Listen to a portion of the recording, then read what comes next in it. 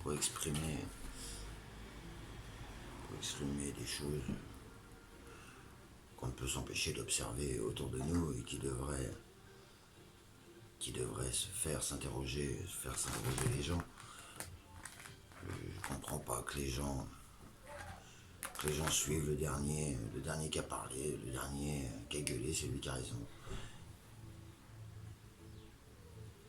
Commence réellement à en avoir marre de tous ces connards qui se présentent comme des intellectuels, comme des gens honnêtes, des gens qui parlent pour le peuple, se faire passer pour des guides, ce qu'ils ne le sont pas. En réalité, je commence à en avoir marre de tous ces connards qui nous parlent de la France comme le pays où il y a eu la Révolution, le pays des Lumières, le pays où le peuple a obtenu par la Révolution sa liberté. Il serait peut-être temps que le peuple s'intéresse de plus près à ce qu'a été la Révolution, plutôt que de croire que la Révolution a été faite pour sa liberté, alors que la Révolution n'a été qu'une phase supplémentaire dans l'aliénation, dans l'endoctrinement des peuples. Comment, quand on observe les faits, les discours prononcés depuis la Révolution, on peut croire que la France est un pays où la Révolution a été quelque chose de bénéfique et décidé par le peuple. Il faut quand même être sacrément ignorant. Que font les intellectuels si, quand on a des intellectuels qui prétendent vouloir être de notre côté, du côté du peuple et défendre les intérêts du peuple, et qu'ils mettent en avant, les faits de la Révolution, comment on peut suivre des gens qui se, qui se font, qui se font passer pour être des nôtres et qui prétendent que la Révolution a été quelque chose de bénéfique pour le peuple. Mais à un moment donné, le peuple doit lui-même reprendre son histoire et la réalité de son histoire en main.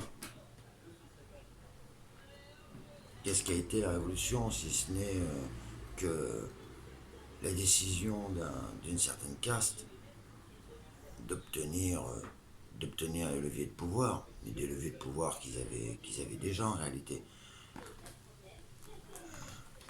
Il faut bien voir ce qu'a été la Révolution. La Révolution en France est bizarrement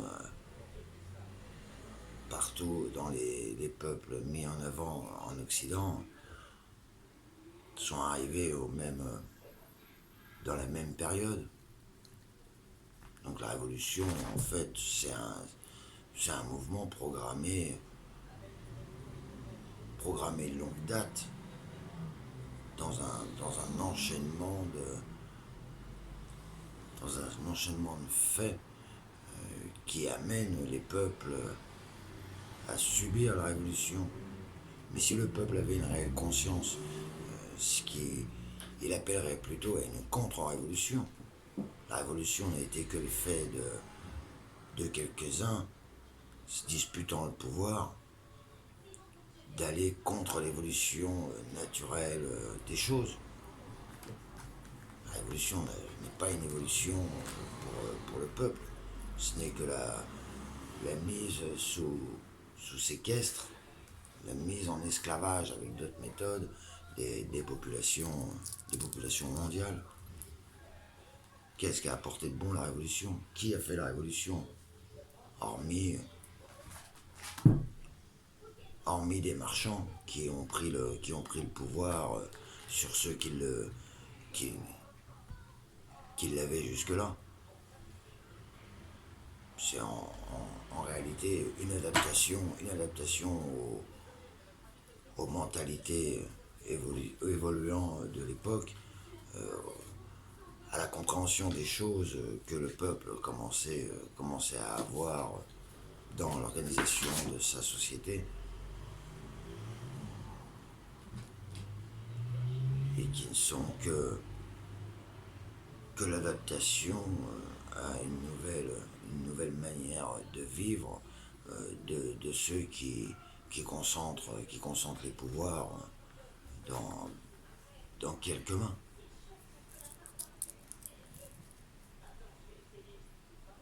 Qu'est-ce qu'était la Révolution en France? La Révolution, en réalité, poursuivait un but, c'était de renverser le pouvoir royal, le pouvoir donné au roi de pouvoir être l'arbitre entre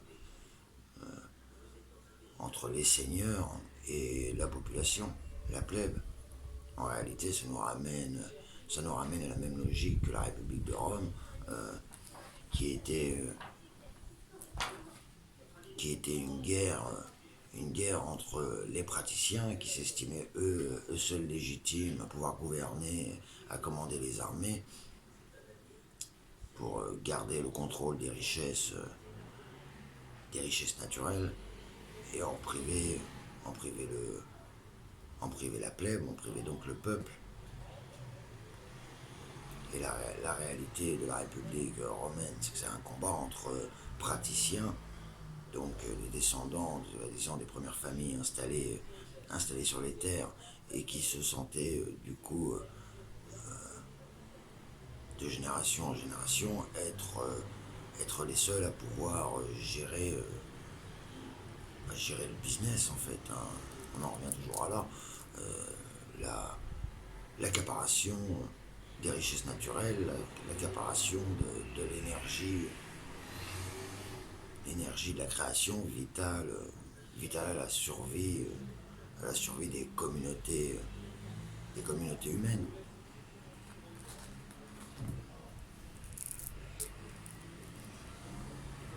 Dans la plèbe, bien sûr, il y en avait qui étaient un peu plus malins, peut-être un peu plus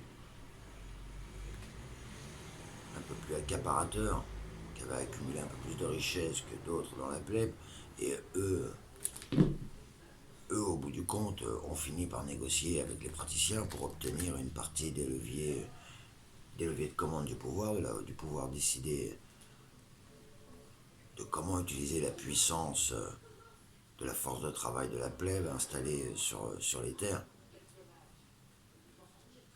Donc faut que les gens prennent conscience de ce qu'est la révolution, qui n'est pas, qui n'est pas en accord avec les lois naturelles de la création.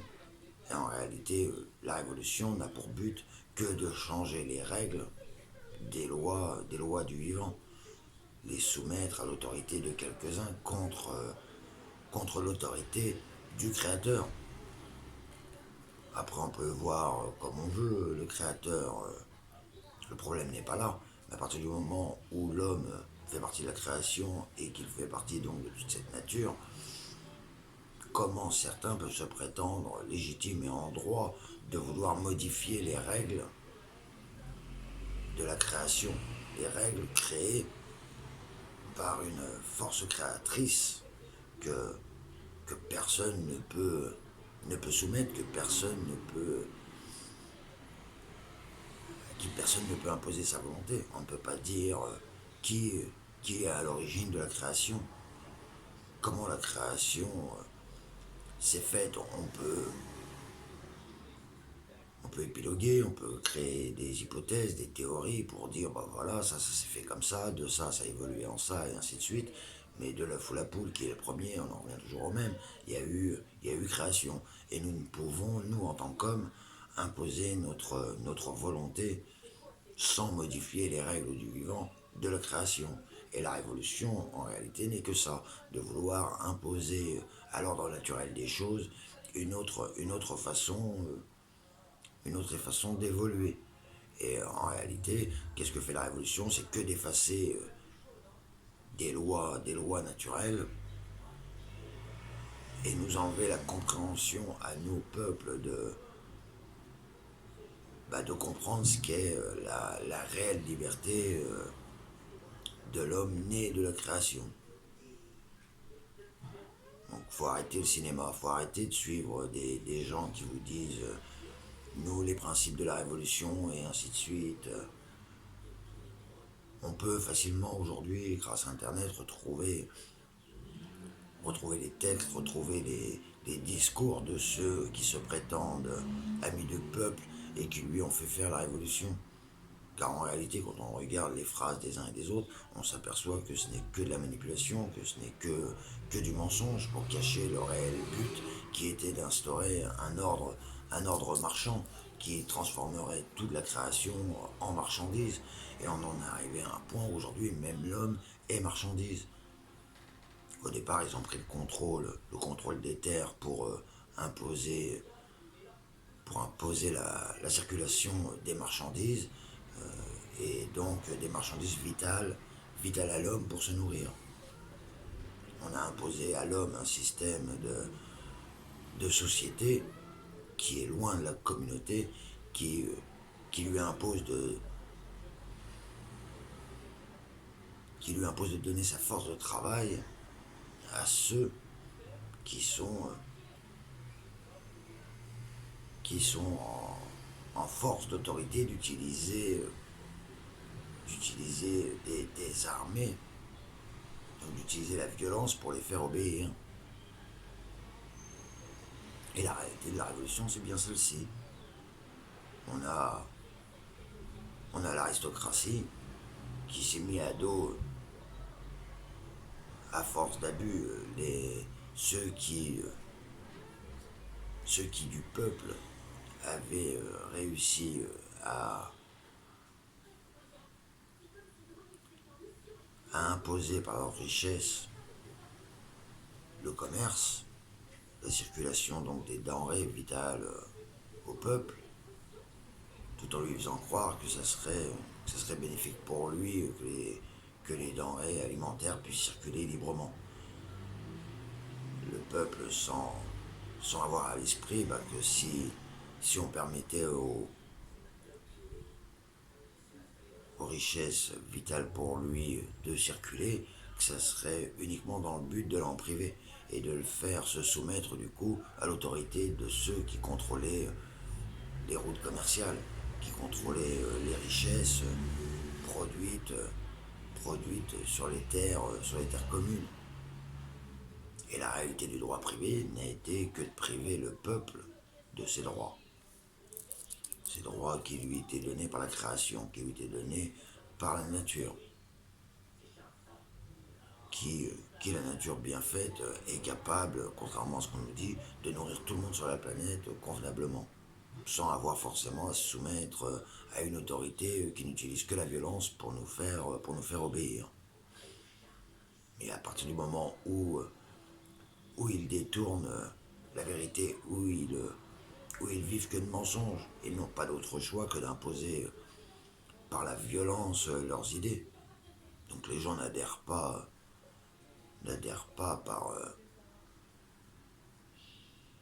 par consentement éclairé à cette justice marchande. Ils y adhèrent parce qu'ils sont forcés. Ils sont forcés par la violence. Aujourd'hui, c'est une violence qui s'exerce sur le pouvoir d'achat, mais qui revient exactement au même. On peut, grâce à la baisse du pouvoir d'achat, forcer les populations à suivre les intérêts qui ne sont pas les leurs. Petit à petit, ils ont pris le pouvoir surtout sur l'éducation, ils ont pris le pouvoir sur la santé, ils ont pris le pouvoir sur les productions de nourriture, ils ont pris le pouvoir sur les matières premières qui pourraient nous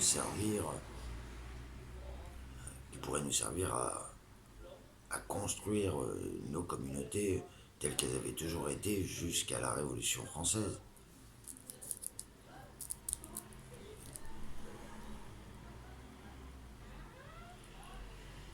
Bon, faut se débarrasser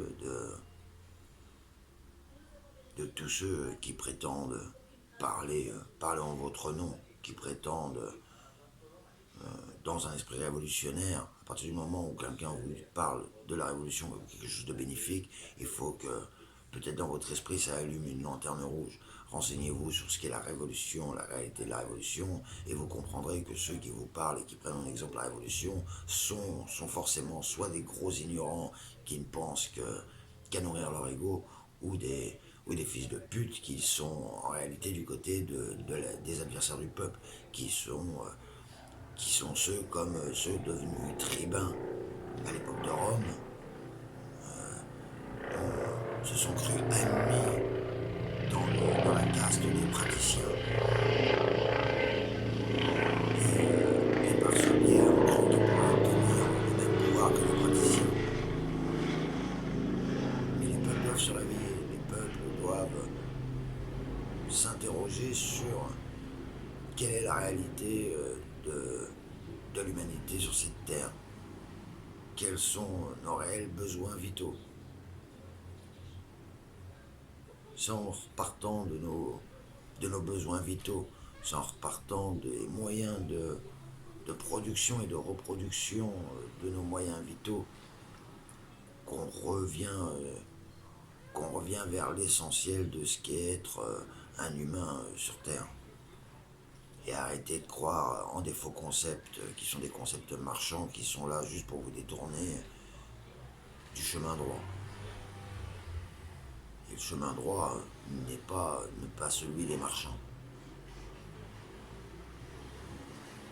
Ce qui est même marrant en réalité d'observer quand on fait attention un petit peu au son des mots plutôt qu'à leur orthographe, qui est pareil, l'orthographe, une sorte d'endoctrinement pour vous faire oublier l'essentiel de la langue.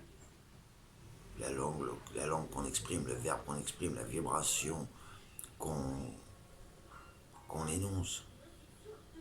C'est au départ, c'est des sons. Donc quand on voit le groupe En Marche, donc c'est des gens qui marchent, donc des marchands.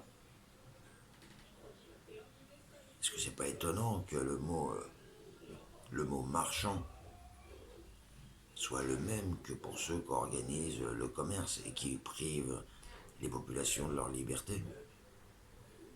Ils le font en marchant. Il faut s'intéresser aux mots. Ceux qui vous reprocheront les fautes d'orthographe, généralement, sont toujours les mêmes. C'est des gens qui ont reçu le tampon de l'éducation nationale et qui dès lors se prennent pour des intellectuels, pour des surhommes, pour des gens légitimes à pouvoir énoncer les paroles vérité pour le peuple, mais qui ne sont en réalité que des gens qui se mentent à eux-mêmes. Ils ont reçu le tampon d'hypocrites, et eux-mêmes deviennent hypocrites. Et à tel point ils ne sont plus capables de réfléchir, c'est les premiers à dire que lorsqu'ils voient dans un texte des fautes d'orthographe, ah bah non, ça y est, ils peuvent plus lire, ah non, il y a trop de fautes, ça leur fait saigner les yeux, ils sont incapables de lire et de ressortir les idées qui ressortent qu'au travers du son des mots. C'est les mêmes têtes de cons qui seraient capables de reprocher à un oiseau d'avoir sifflé une mauvaise note en réalité. C'est les mêmes qui suivent les traces des sabots laissés par les ânes sur le sable. Les mêmes qui sont dans la Kabbale. Parce que la Kabbale, c'est ça. C'est d'interpréter des signes d'écriture. Mais l'interprétation des signes d'écriture kabbalistiques s'inspire en réalité d'un savoir bien plus ancien que celui de la Kabbale et qui vient du son des mots, appelé la langue des oiseaux, la langue verte. Donc ces connards qui veulent passer pour des intellectuels et qui sont incapables de s'exprimer et de comprendre des idées au travers du son des mots, c'est pas des gens dignes d'être écoutés.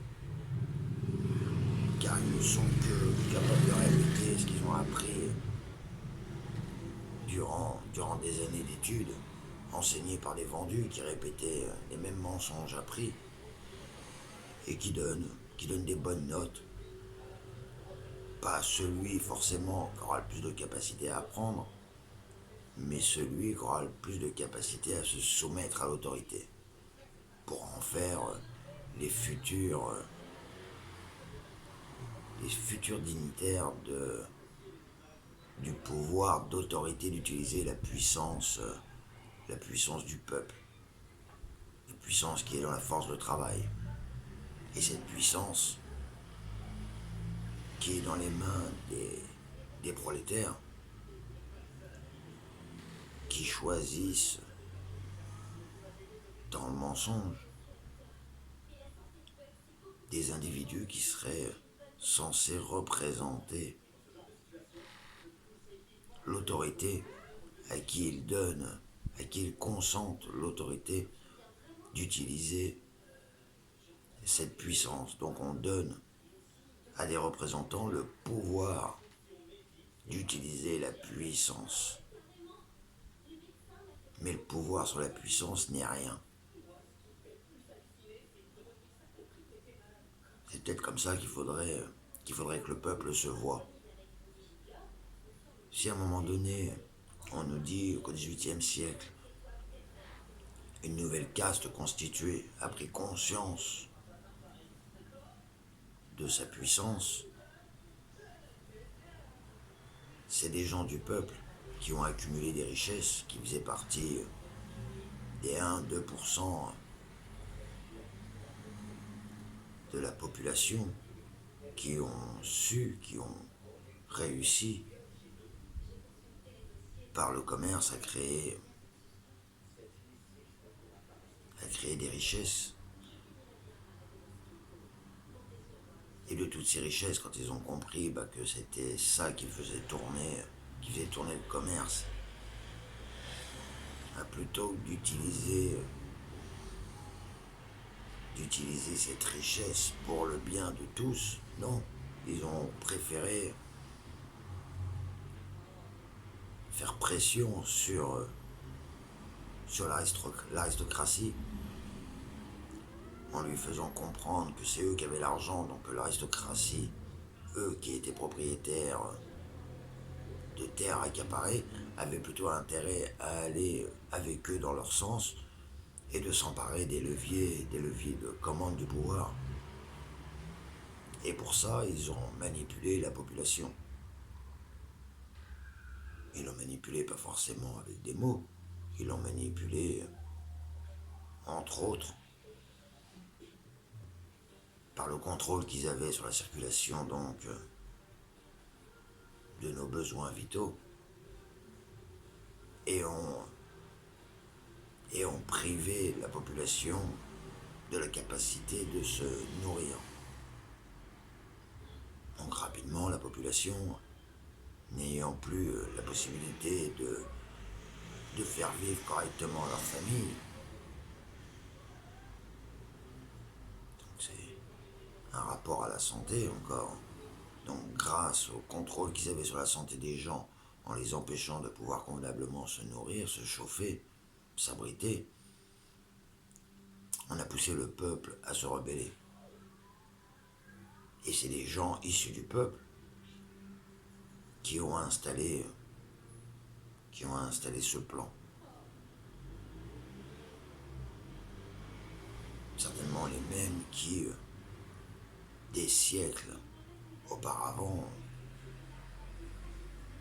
étaient ceux qui transportaient déjà des richesses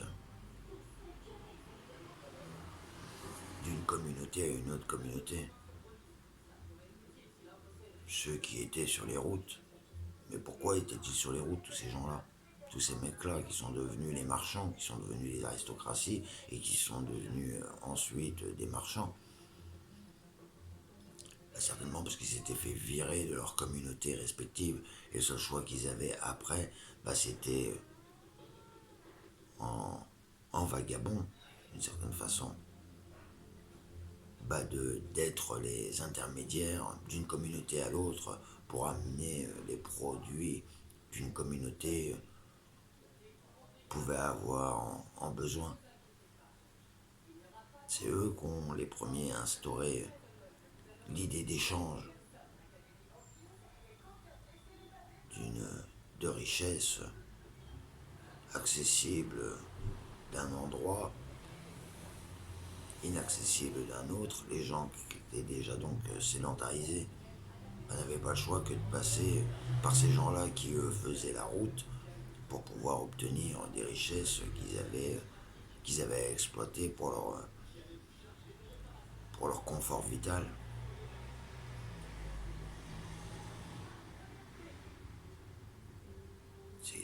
C'est comme ça qu'on a commencé à créer des richesses, c'est comme ça qu'on a commencé justement à hiérarchiser les populations entre ceux qui avaient accès aux richesses et ceux qui n'avaient pas accès à ces richesses. Et grâce à ces richesses, on a pu acheter les chefs, qui eux, pour rester chefs, avaient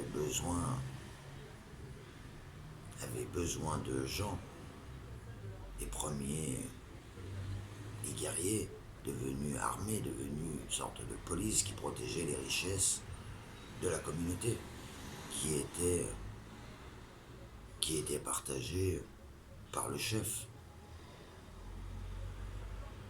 Et le chef, pour garder son pouvoir, avait intérêt à graisser la patte à ceux qui lui permettaient d'exercer son pouvoir. Et c'est comme ça, petit à petit, qu'on est entré dans un automouvement qui nous amène à la vie en société d'aujourd'hui. Et les révolutions n'ont rien de différent là-dedans. Faut arrêter de croire en la révolution, qui n'est qu'un mensonge. Car aujourd'hui, en réalité, les gens de la révolution d'hier sont toujours à l'œuvre aujourd'hui. Dans leur esprit, eux, la révolution n'est pas finie. Ils sont toujours en révolution. Ils ont commencé par des révolutions dites nationales, dans tous les pays où ils avaient des échanges entre marchands organisés donc à l'international. Et dans chaque pays, ils ont fait en sorte de soulever les peuples en les affamant et d'amener les peuples petit à petit à leur concéder à eux le pouvoir. Et ils continuent leur révolution. Aujourd'hui, ce qu'on voit avec la manipulation des populations, c'est que les enchaînements, que la suite logique de ces révolutions, des révolutions nationales aujourd'hui, ils nous refont le même coup, exactement le même coup, c'est la même chose. Si on prend dans le détail la révolution, si on prend les discours des uns et des autres, on s'aperçoit que les mots, les techniques sont toujours les mêmes. Et aujourd'hui, ce qu'on voit avec la manipulation, c'est que d'amener les gens encore vers une révolution, mais plutôt qu'une révolution nationale, cette fois-ci, ils passent à l'étape de dessus, qui est une révolution européenne, voire même cette étape, ça zapper pour une révolution mondiale. Et nous faire nous-mêmes demander un gouvernement républicain, une république mondiale, qui va tous nous soumettre aux mêmes règles marchandes.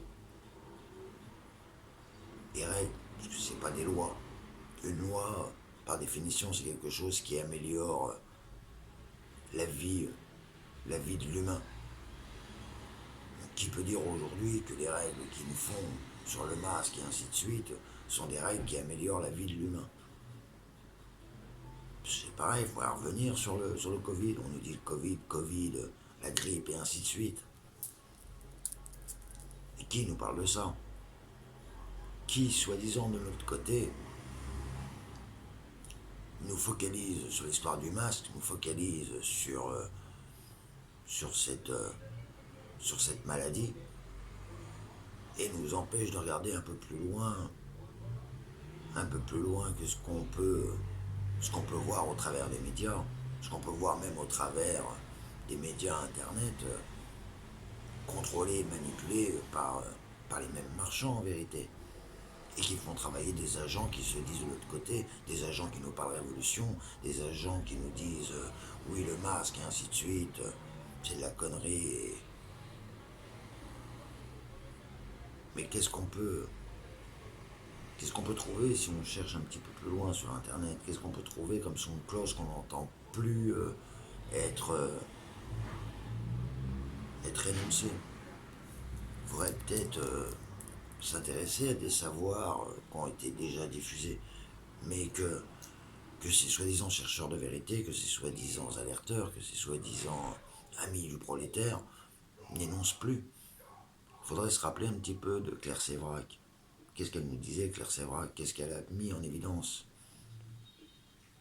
quand elle nous parlait des chemtrails, qu'on sait aujourd'hui Malgré que certains mettent une blouse blanche et puis vous disent non, non, les chemtrails, ça n'existe pas, c'est de la connerie, c'est du complotisme, que c'est uniquement eux qui sont complètement abrutis et qui ont perdu leur capacité à réfléchir. Mais qu'est-ce que nous disait Claire Sévrac sur les chemtrails? Qu'est-ce que produisent les chemtrails par rapport à tous les produits qui sont balancés? Il serait intéressant de revenir sur les effets qui sont produits, qui ont été observés, produits par les chemtrails. J'espère que je l'ai là.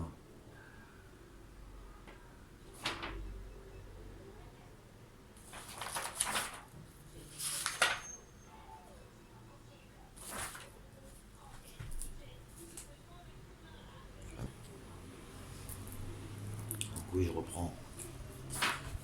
Donc quand Claire Sévrac, qui paie à son âme, décédée d'un cancer fulgurant, nous dit-on, que certains prétendent qu'elle aurait été possiblement empoisonnée, ce qui ne serait pas étonnant en réalité. Mais bon, elle n'est plus là.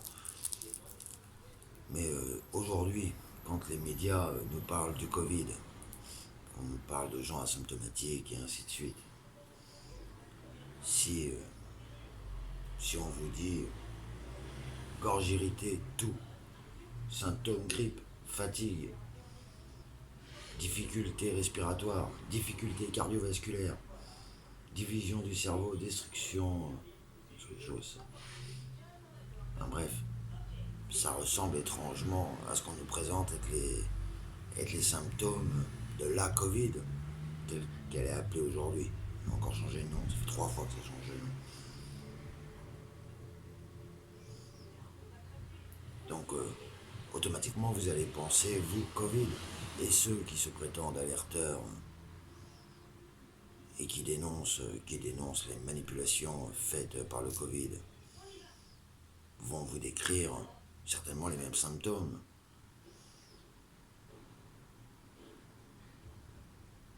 Mais si je vous dis dibromure d'éthylène, barium, c'est les produits qu'on retrouve dans les épandages, autrement dit les chemtrails. Donc, n'y a-t-il pas là un rapport à voir ou à faire entre la Covid répandue, contagion répandue extrêmement rapidement sur l'ensemble des territoires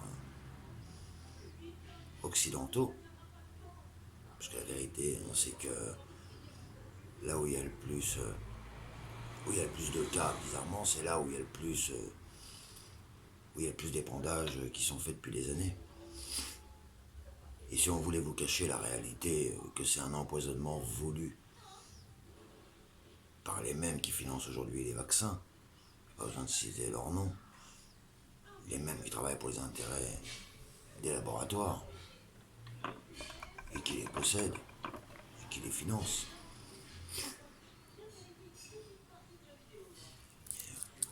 C'est pas aux gens du peuple de tirer au clair tout ça. Par contre, nous sommes certainement en droit d'avoir à poser des questions, de refuser de se faire empoisonner comme des cafards et qu'on prétende que c'est un virus échappé d'un laboratoire P4. Rien que le nom P4, choisir P4 quand on a fait l'armée, on sait ce qu'est un P4.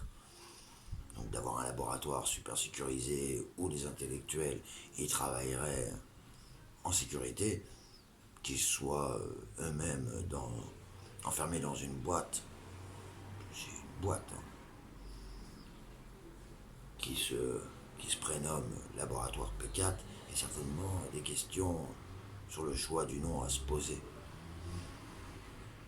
Peut-être pas ceux qui cherchent les fautes d'orthographe partout se poseront cette question-là, mais au niveau du son, au niveau du choix du son, de la description de ces laboratoires, il y a quand même des questions à se poser. Enfin bref, parenthèse. Donc oui, Claire Sévrac, qui nous alertait, qui était peut-être la voix la plus entendue par ceux qui faisaient des recherches sur les problèmes liés à l'environnement, que les écologistes prétendent protéger, mais à partir du moment où ils acceptent et qu'ils sont même peut-être les premiers à refuser la réalité des chemtrails, il faut se poser des questions. Car depuis le temps qu'on nous balance des épandages sur la gueule, il fallait bien à un moment donné que tous les produits balancés dans l'atmosphère aient un jour des conséquences sur les êtres vivants, sur les êtres humains. Parce que le vivant, il y a longtemps, qui souffre de toute cette merde à laquelle on consent par acceptation du contrat dit républicain, qui n'est en réalité que la prise de pouvoir d'un petit groupe sur toute la population. La communauté humaine mondiale.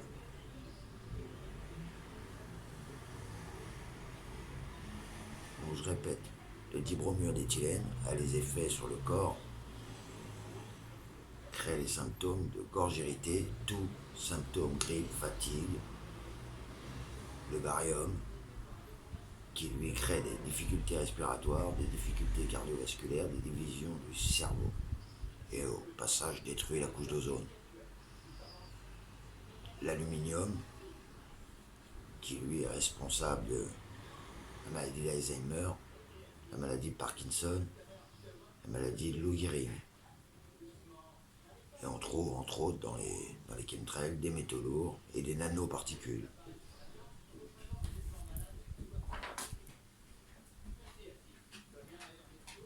Donc je veux bien la Covid, mais bon, ça ressemble plus à une prise de contrôle totale de notre planète et un contrôle de la nourriture. Car la réalité, le nerf de la guerre, il est là. Le jour où les populations n'auront plus la possibilité de se nourrir eux-mêmes, tant que nous, on peut encore faire le choix de produire notre nourriture, ils n'ont pas forcément gagné, mais à partir du moment où ils auront suffisamment détruit l'environnement et que l'homme ne pourra plus lui-même subvenir de manière autonome, indépendante, à produire et reproduire sa nourriture, nous aurons définitivement perdu. Nous serons obligés de nous soumettre à ces laboratoires qui seront les seuls à pouvoir nous nourrir, et c'est leur vieux rêve. Le vieux rêve de l'agrochimie et d'être le seul apte à pouvoir nourrir les populations. Et c'est pas d'aujourd'hui que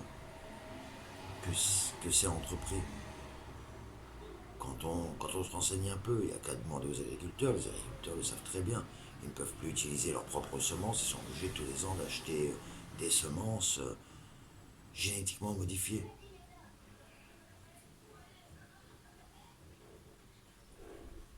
À un moment donné, il faut être capable de réfléchir et quand on dévie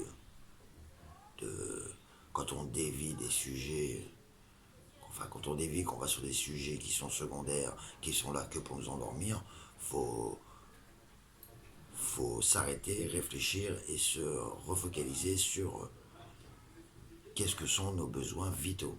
Les besoins vitaux qui sont respirer, manger, boire, s'abriter. Donc le contrôle de la nourriture est la clé pour l'autorité, pour nous tenir obéissants. Bon, aujourd'hui, ils le font avec le vice, avec l'argent, parce qu'ils n'ont pas encore un contrôle total de la nature. Mais nous sommes peut-être à quelques mois, quelques années maximum du point de non-retour où nous ne pourrons plus nous-mêmes nous nourrir.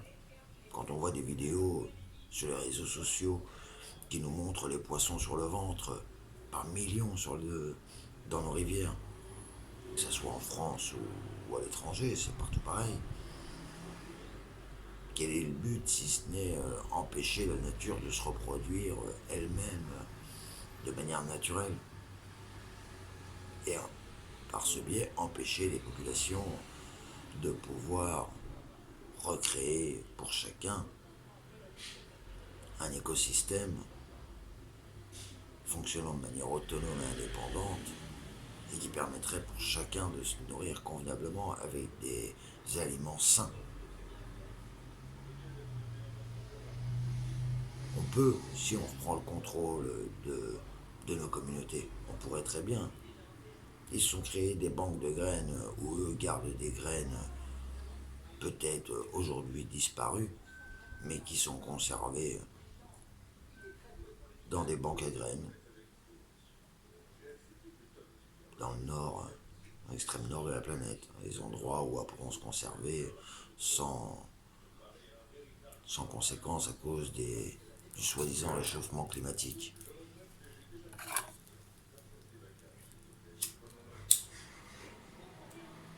Faut arrêter de se faire endormir, les gens nous renseignent.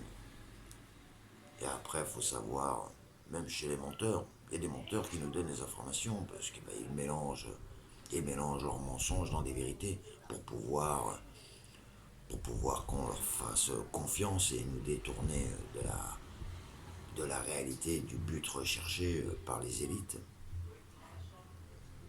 qui en réalité sont des élites qui s'opposent. Ils ne s'opposent pas dans notre intérêt, ils s'opposent dans le contrôle de la population que chacun veut obtenir pour sa gueule. Donc dans leur faux combat contre ceux qui foutent la merde, en réalité, ils sont les mêmes. Ils sont les mêmes. Ils marchent ensemble en réalité. C'est l'opposition et l'opposition contrôlée. Ça a toujours été ainsi. Que ce soit au moment de la Révolution française, quand les Jacobins s'opposaient aux Girondins, et avant d'être dans cette opposition-là, on avait l'opposition entre républicains et royalistes.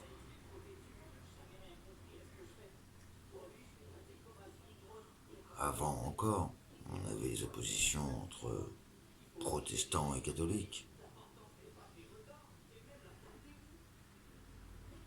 En réalité, on en revient toujours à un combat entre praticiens et la plèbe.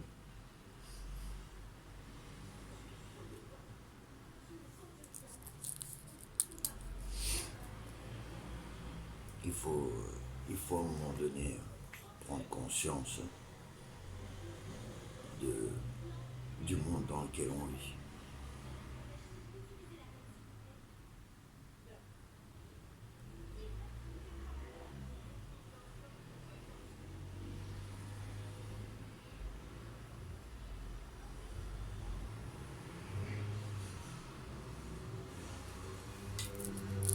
Pareil, les technologies, les chemtrails, tout ça, est en réalité associé avec la technologie du art. L'un marche avec l'autre. Et quand aujourd'hui, certains qui prétendent nous défendre et, euh, et nous masquer la vérité en nous parlant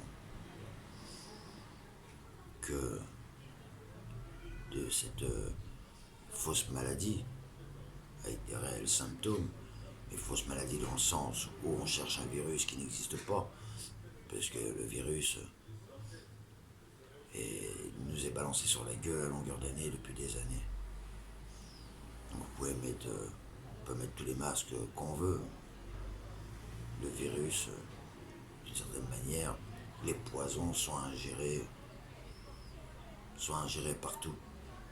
Que ce soit sur les vêtements qu'on porte et les poisons qui passent au travers de la peau, que ce soit l'eau qu'on boit, les aliments qu'on ingère, le poison est déjà partout. Mais c'est plus pour nous qu'il faut combattre. C'est pour les générations futures qui seront des esclaves bien pires que tous les esclavages qui ont été connus jusque-là à l'humanité. Donc c'est pas de penser égoïstement en se disant que les autres ils feront comme nous, ils auront qu'à se démerder, car ceux qui arrivent après nous n'auront plus la possibilité de se démerder. Même s'ils avaient conscience que des solutions existaient, ils ne pourront plus les appliquer. Donc c'est le moment où nous, population mondiale, devons réagir, devons refuser ce système. Je dis pas que ça va être facile, je dis pas qu'on va pas galérer, mais la puissance que nous sommes, pouvons très bien refuser le système, pouvons très bien arrêter de donner notre consentement. C'est sûr que si on le fait qu'à quelques-uns, on va vite se faire manger. C'est aux populations mondiales de prendre conscience des attaques qui sont menées contre nous.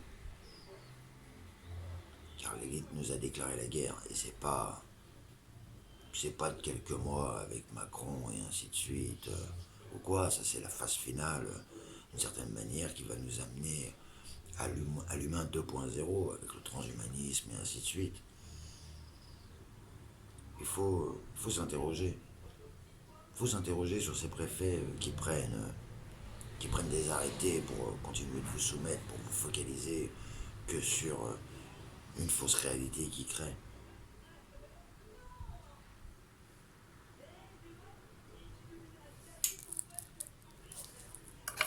Nous devons agir. C'est pas quand on aura chié qu'il faudra serrer les fesses. Car nous sommes pas très loin du point de non-retour. Et arrêtez peut-être aussi d'écouter des gens, pour le coup, qui vous focalisent en opposant, mais qui vous focalisent sur le même sujet que les médias focalisent les moutons obéissants sur le Covid. Ils vont nous pousser à nous opposer jusqu'à peut-être déclencher une guerre civile. Mais la réalité de ceux qui prétendent vous défendre, tout ça, vous focalise exactement, en tant que mouton récalcitrant, sur une fausse réalité. Il faut s'interroger sur les symptômes que je viens d'énoncer. Il faut s'interroger sur le harp. Il faut s'interroger sur ceux qui défendent la 5G, en prétendant que la 5G n'aura pas d'influence sur nous. Il faut regarder à quoi ressemble le harp, ce réseau d'antennes, qui est certainement une expérimentation de ce qu'ils sont en train de mettre en place à l'échelle mondiale par les antennes 5G.